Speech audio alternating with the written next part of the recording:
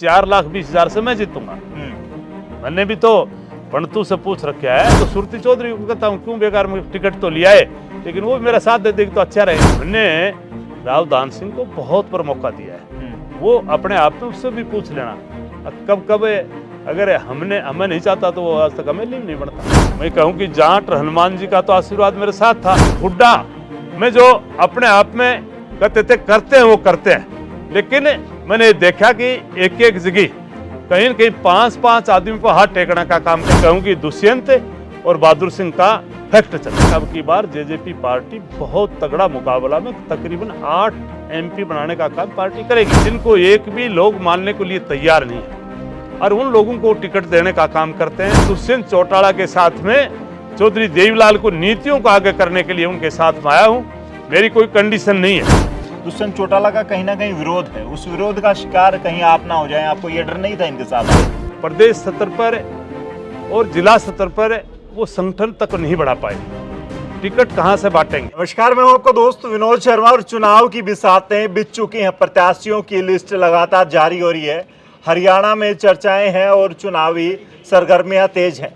सबसे बड़ी बात है कि कांग्रेस का किसे मिलेगी टिकट, क्योंकि बीजेपी ने अनाउंस कर दी है। दूसरे दल जो हैं, क्षेत्रीय पार्टियां हैं, वो भी अपनी टिकटें अनाउंस करने ही वाली हैं। बहुत सारे प्रत्याशी मैदान में हैं और राव बहादुर सिंह मेरे साथ अब फिलहाल मौजूद हैं। स्क्रीन पर आप देख रहे हैं, चर्चाओं में थे। कांग्रेस की टिकट में सबसे ज़्यादा 3 लोगों के नाम चल रहे थे, उनमें से मजबूत अगर टिकटार्थी की बात करें कांग्रेस से थे, लेकिन अब जेजेपी के पाले में है और जेजेपी की टिकट यूँ कहा जा रहा है कि पक्की है, क्योंकि चुनाव जेजेपी भी अलग होके नया नया चुनाव लड़ रही। क्या कहेंगे राव साहब, आज कार्यकर्ताओं ने तो भिवानी में कमाल कर दिया आपके? देखो, जिस प्रकार से मैं कोई सी उम्मीद के साथ नहीं आया था पार्टी में, क्योंकि मैंने कांग्रेस में रह करके अपनी कहीं न कहीं जो कांग्रेस में 8 साल तक उनकी सेवा करने का काम किया, लेकिन उन्होंने मेरा एक भी, मैंने अगर 100 गुना सेवा की तो 1% उन्होंने सम्मान करने का काम नहीं किया,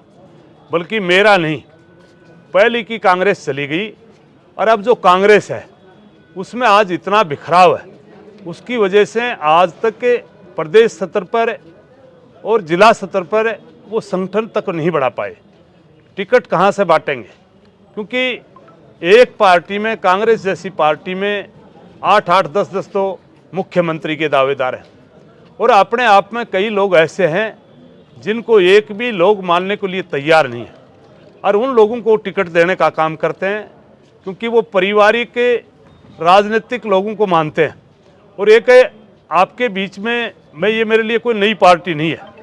चौधरी देवीलाल की पार्टी में मैं 1996 से लेकर के और 14 तक के मैंने इस पार्टी में रह करके जिस प्रकार की मैंने सेवा की, और मैं ये कहूँ कि मेरे जैसे दरी बिछाने वाले आदमी को अगर इस पार्टी ने कोई मान सम्मान देने का काम किया, चाहे जिला स्तर की बात थी और चाहे ब्लॉक स्तर की बात थी, और जब वक्त आया 2009 में, तो मेरे को इस पार्टी ने जिस प्रकार से एक नई कांसी चुनसी नांगल चौधरी बनी, और उसमें इन्होंने अपना मेरे को कैंडिडेट बना करके और मेरे को बल्कि विधानसभा में और भारी मतों से जिता करके भेजने का काम किया। और उसके बाद में जिस प्रकार से 14 में पार्लियामेंट के चुनाव हुए, और हमने पार्टी ने, चाहे उसमें अजय सिंह चौटाला थे, चाहे माननीय हमारे चौटाला साहब, बड़े चौटाला साहब थे, चाहे दुष्यंत था, चाहे दिग्विजय सिंह था, चाहे अभय सिंह था, इस परिवार ने जिस प्रकार का मेरे को मान सम्मान देने का काम किया, मैं साथियों काबिल तारीफ था।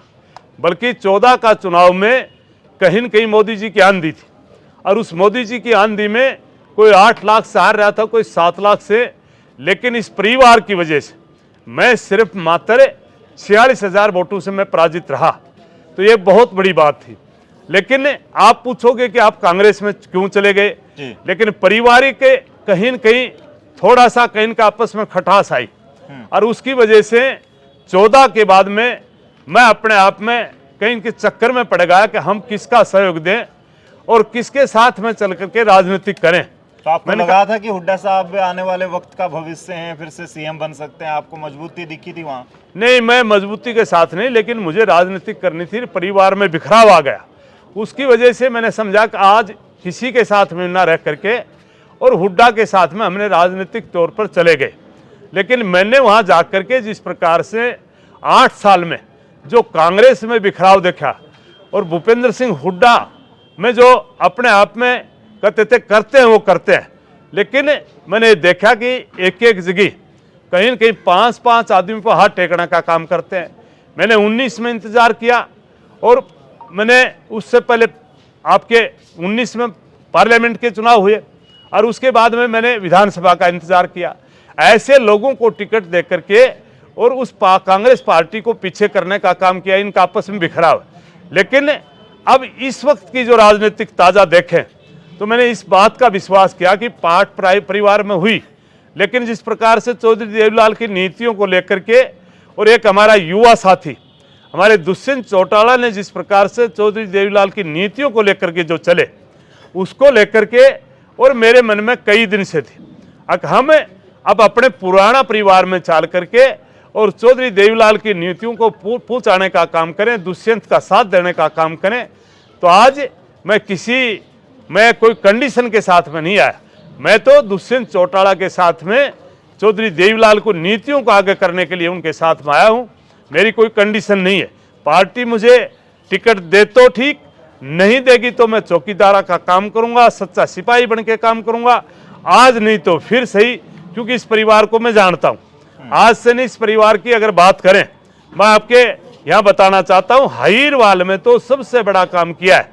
चाहे मैं मेरे परिवार का आप जानते होगी कि मैं किन परिवार से था, और मेरे जैसे आदमी को जब एमएलए बना सकते हैं, राव मान सिंह को राज्यसभा का मेंबर बना सकते हैं, और वहाँ तो सारी की सारी जितनी पौध है, चाहे वो रामविलास शर्मा की बात करें, कैलाश शर्मा की बात करें, चाहे राव लक्ष्मी नारायण की बात करें, चाहे संतोष की बात करें, चाहे मनोहर लाल सैनी की बात करें, सारे के सारे जितने भी एमएलए या कोई सम्मान देने का काम किया। और सबसे बड़ी बात तो राज्यसभा की सीट तो 100 करोड़ रुपए में भी लोग ले सकते हैं पैसे वाले, लेकिन इस परिवार ने कभी भी पैसे वालों को ये राज्यसभा की टिकट देने का काम नहीं किया, इसलिए इस पार्टी में। अच्छा राव साहब, आप बड़ा गुणगान कर रहे हैं, घर वापसी बीजेपी बात करती रही है, लेकिन आपने घर वापसी कर ली है, पुराने परिवार में आने की बात कर रहे हैं।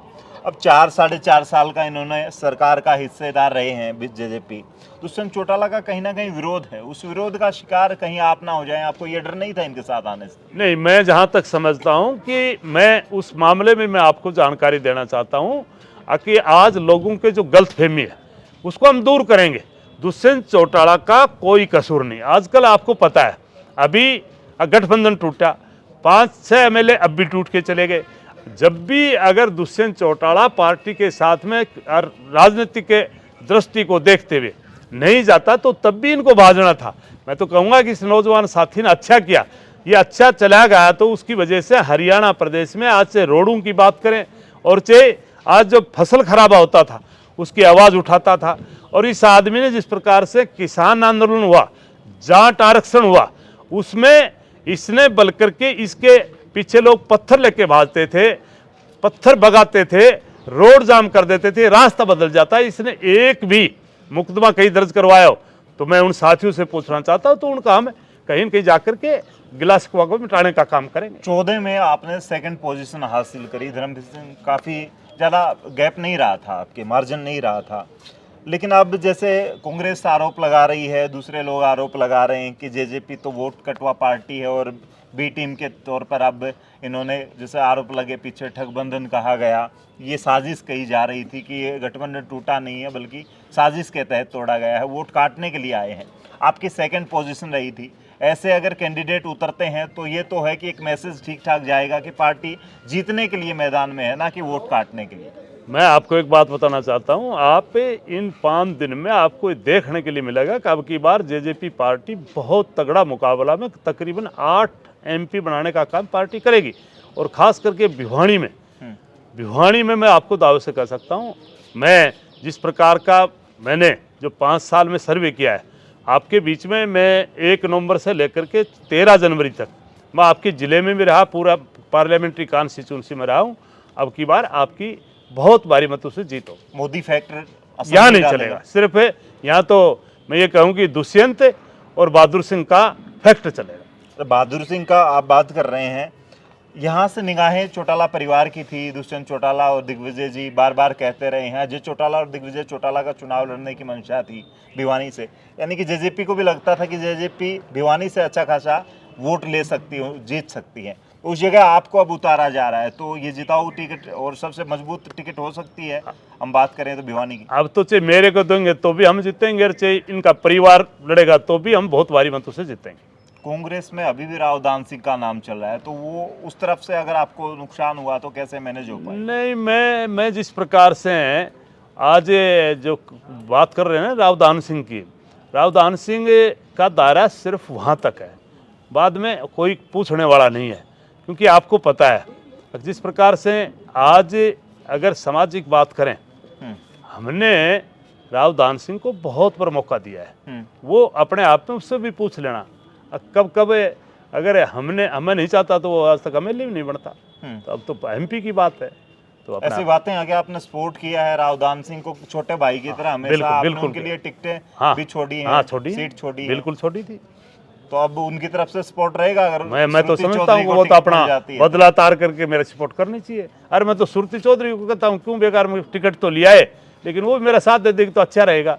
और माननीय चौटाला साहब, बड़े चौटाला साहब हैं, वो मेरे को आशीर्वाद दे ही देंगे आखिरी तक, कोई ऐसी बात है। धर्मवीर सिंह तीसरी बार दावा ठोक रहे हैं 6 लाख से वोट जीतने का, मार्जिन अब की बार बढ़ाने की बात कर रहे हैं। मैं एक बात कर रहा हूँ कि मैं कह रहा हूँ 4,20,000 से मैं जीतूंगा।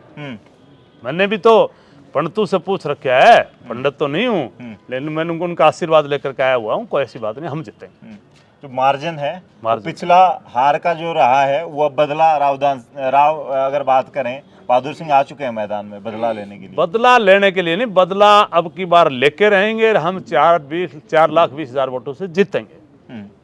अब की बार जैसे मुद्दे आपने यहाँ पे, एक तो बड़ा मजाकिया सा मुद्दा था और बड़ा हावी भी है, अगर बात करें तो लोगों के पास रोजगार नहीं है, और रोजगार नहीं तो शादियां भी नहीं हो रही।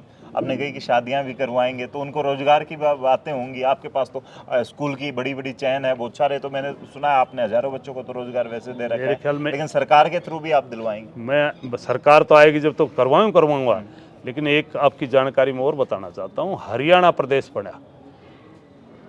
प्रदेश बना, उसके बाद में हरियाणा में कई, चाहे हीरवाल में आए, चाहे आपके भिवानी में आए, चाहे कोई भी आया, लेकिन जितना हमने इस एरिया को उठाने का काम किया है वो मेरे ख्याल में कोई और नहीं उठा पाया। जिस इलाके को काला, इस दक्षिणी हरियाणा को पहले काला पानी करते थे, बैकवर्ड करते थे लोग, हमारे सोनीपत के भी लोग इनके पास में बैठ करके खुश नहीं थे। उस इलाके में आज जिस इलाके की सोच थी सिपाही की, वहाँ हमने एसपी पैदा करने का काम किया। जिस इलाके की सोच थी कलरक बनाने की, वहाँ हमने डीसी पैदा करने का काम किया। जिस इलाके में कंपाउंडर बनाने की सोच थी, वहाँ हमने डॉक्टर बनाने का काम किया। यहाँ सोच थी भिवाड़ी में जाकर के फैक्ट्री में काम करे, हमने IIT कर करके बच्चों को विदेश और देश की बड़ी बड़ी जगह भेजने का काम किया। तो यहाँ आज भी आपके 7700 लोग काम करते हैं, और वो काम आपकी वजह से कर रहे हैं। तो आपने जितना कर दिया वो शायद कोई और नेता नहीं कर पाया। हमने इलाके को उठाया, और आने वाले टाइम में जब हम MP बनेंगे तो मैं दावे से कहता हूँ कि इस इलाके की तस्वीर बदलेंगे। 2 बात हमारे पास में रहेंगे, एक तो राजनीतिक ताकत और एक दिमाग। लोगों के साथ में बैठ करके दिमाग लगा करके इसकी जितनी भी कमियां उनको दूर करने का काम करें। आज आपने जनता में इशारा किया, पब्लिक यहाँ थी, कि कृष्ण जी का आशीर्वाद मिल चुका है, हनुमान जी का आशीर्वाद, यानी कि जाटों की तरफ इशारा था आपका। ये वोट बैंक आप रिझाने की कैसे कोशिश करेंगे? बीजेपी ने पहले से ही धर्मवीर सिंह को, जाटों को एक तरफ अपनी तरफ लुभाने के लिए टिकट दे दी है। नहीं तो पहले जाटों ने धर्मवीर को वोट दिए। जब भी ये, मेरे ख्याल में तो जितने भी, मैं कहूँ कि जाट हनुमान जी का तो आशीर्वाद मेरे साथ था, लेकिन पिछली बार कहीं न कहीं भगवान कृष्ण के हमारे जो वंशिज थे, उन्होंने कहीं न कहीं मोदी जी के उस चक्कर में आ गए कि भाई 1 रैंक 1 पेंशन और 15 लाख रुपए हर खाते में आएंगे। अब की बार वहाँ एक करिश्मा होगा और बहुत बड़ी जीत लेकर के आएंगे। आपके क्षेत्र में एक यूँ कहा जाता कि ये सारा दे दिया जाता है, वो इशारा रातों रात बड़ा कमाल कर जाता है। अब की बार वो फैक्टर हावी नहीं रहने वाला, वो सारा इशारा मेरी तरफ रहेगा। अच्छा, तो अब की बार फिलहाल राव बहादुर सिंह की बात करें, पूरे कॉन्फिडेंस में है और चुनाव को इस तरीके से लड़ रहे हैं कि आखिरी चुनाव है जैसे कि, हालांकि इनके वर्कर कह भी रहे हैं इसको बड़ी मेहनत के साथ, क्योंकि लगातार जिन को टिकट नहीं मिली थी, लोगों की चर्चाएं नहीं थी, बीजेपी वाले भी चर्चाएं नहीं कर रहे थे, तब से ये मैदान में है, कॉन्स्टिट्यूंसी में लगातार अपने कार्यक्रम कर रहे हैं और इनके स्कूल के थ्रू तो बहुत सारे बच्चे एजुकेशन ले ही रहे हैं। तो बहुत सारी ऐसी बातें हैं जो आने वाले वक्त में राव बहादुर सिंह टक्कर दे सकते हैं और कांग्रेस की निगाहें अब हैं कि कांग्रेस किसको टिकट देती है, वो कौन मैदान में होगा, क्योंकि मुकाबला अगर त्रिकोणीय हुआ और टिकट सही से आ गई तो राव बहादुर सिंह भी कमाल ढा जाएंगे। फिलहाल आप लोगों को कमेंट में लिखने के लिए छूट है, तो बहुत सारी बातें आप कमेंट में लिख सकते हैं, इस वीडियो को शेयर कर सकते हैं। आने वाले वक्त में भिवानी महेंद्रगढ़ से जीत के कौन दिल्ली जाने वाला है। धन्यवाद।